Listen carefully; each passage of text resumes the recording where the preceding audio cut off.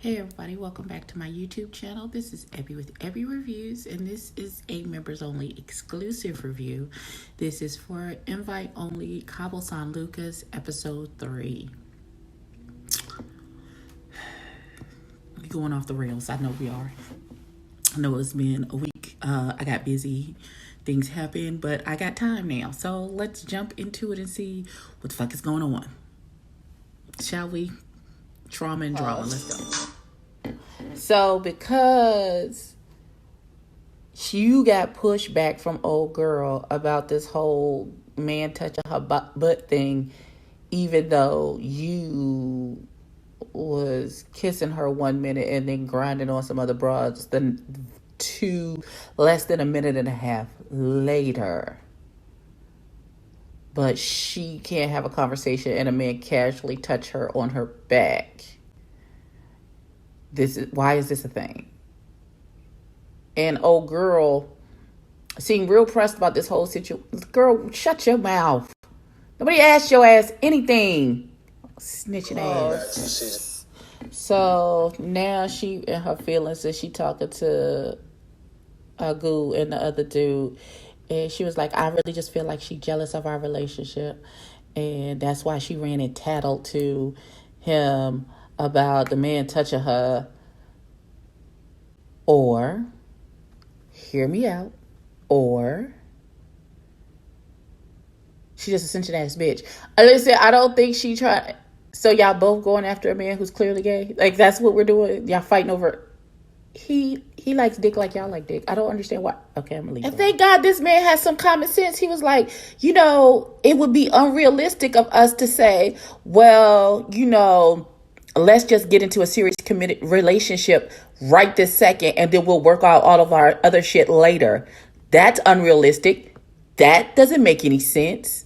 We've never even had a serious discussion about us being in a committed relationship. So how are you going to jump from us actually kissing to now we're walking down the aisle? Bitch, that don't make no damn sense. Lost your damn mind. So shit.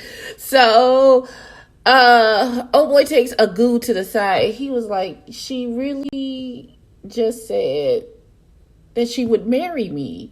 And he's like, marriage? Really? And so Agu, we throwing a wedding in beautiful Cabo San Lucas. What's that? Like, Agu is down with everything, apparently. Don't matter what it is. The white girl, the black girl, somebody getting married that don't know each other. He just down for the party. And he was like, but we haven't even talked about us being in a serious relationship or taking things beyond us being friends yet. And she talking about marriage. And he's like, you think you can really bring a beautiful woman to someplace like this and those thoughts don't cross her mind? Yes. That's exactly what he thinks, because what the fuck?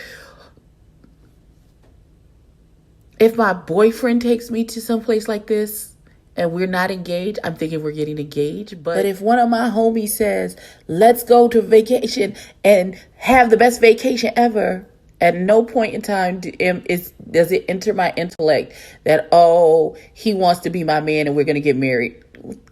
What the delusion of grandeur is happening here? Thank you.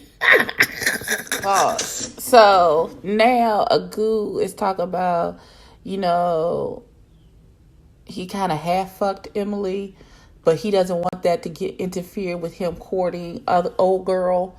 And so old boy told him to, you do better just by taking her away, get her away from everybody, and then y'all go on a date and talk about whatever and do damage control or whatever. I hope she's not stupid enough to fall for this. But okay, listen, probably is, because they all seem dumb. But okay, here now Bianca has a bad attitude. Agu and old girl is getting ready to go on a date, and Bianca came into the kitchen and she's giving a boy fever. So, girl, you can not possibly be angry because this man that you've kissed once and never actually had a serious conversation about y'all being in a relationship is not on board with the let's get married and then we'll work out shit later train. The fuck? So Larry is downstairs talking to his homie I can't think of that man's name. The one who has the normal name. And he is like, and his friend is telling him, he's like, Larry's like, what am I going to do about Bianca's antics? And he's like, well, you need to talk to her about it. He's like, communication is very important in any relationship. Larry gonna be like, I'm not in a relationship. He's like, his friend is like, y'all holding hands. Y'all calling each other babe every 15 seconds. Y'all, she's the first person that you talk to every morning. What? And she's upset that he's talking to everybody about the situation except her. And now she's talking about it with Emily. I don't know. This is a bunch of kerfluffle. You. Finally, a woman on a fucking reality show that got some goddamn sense. So, Agu was a piece of shit. He said, oh, Emily was the aggressor. I was drunk. I didn't know what I was doing. I'm not attracted to her. Blase, bloom, blue. A bunch of bullshit. Just say we got tipsy. We was in the bed. She was feeling nice. I was feeling nice. I kissed her. I maybe stuck it in 2 or 3 times. And then that was it. I respect the truth more than you trying to throw this white girl under the bus to try and boost your status with me. Nah, bruh. Nah. And she didn't buy that bullshit. So... But Kamani is twisting the knife, and I'm not mad at it. She rightfully threw back in his face because he's steady blaming Emily. And she was like, you had the power to open and close the door, so you didn't have to let her in. She didn't force her way onto you, sir. He was like, and let's be very clear. If the positions were reversed and I messed with one of your homeboys and now I'm trying to come holler at you, that shit would not fly. So you miss me with all this bullshit you talking. And now he like, I apologize. Okay, nigga. After 30 minutes of trying to throw the old girl under the bus to save yourself. Now you want to apologize. Okay, wait. Them trying to... First of all, they try to teach Jermaine how to swim. He doesn't know how to swim. I am 44. I do not know how to swim. I know not to panic in the water. I know not to go beyond my limits. That's good enough for me. However, Kimani's old bougie ass talk about how are you growing up and don't know how to swim. Easy, bitch. Ain't been around no bunch of water all my life, bitch. And I don't know how to swim. All my children know how to swim. I don't need to know how to swim because I don't be in the pool like that. Okay? Don't do that. You in my business, bitch. Don't do that. Oh, the tension. Jesus.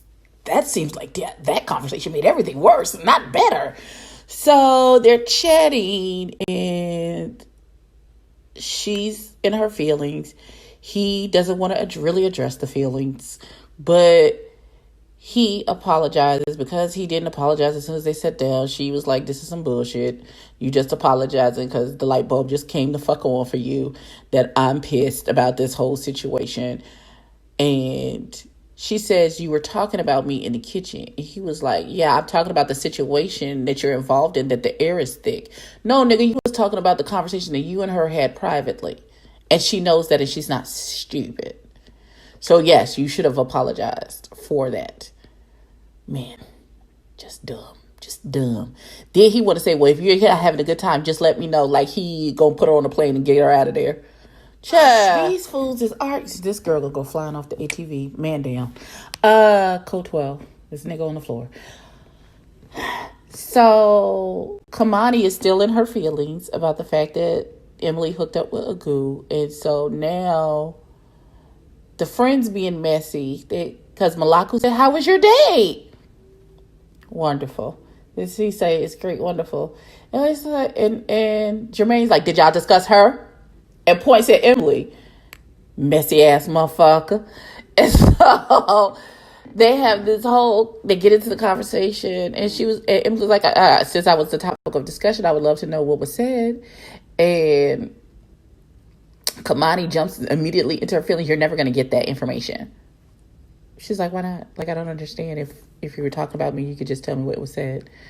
And then she's like, and I apologize if anything that I did upset you. These bitches is doing the most. You doing the most over community vacation, dick girl. What's going on? For real, this is what we're doing. Okay. Kamani, you out of pocket.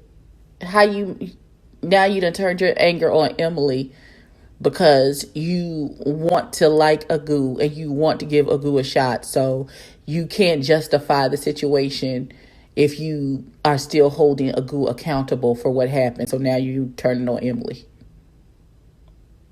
That's not cool. Kamani done fell off the fucking thing. So she's racing Agu. Kamani and Agu are racing. And then I think she went to grab the brake and maybe the wheel turned and she hit another and she flipped over the top of the ATV. She was going so fast, Jesus. And so now everybody's looking stupid in the face.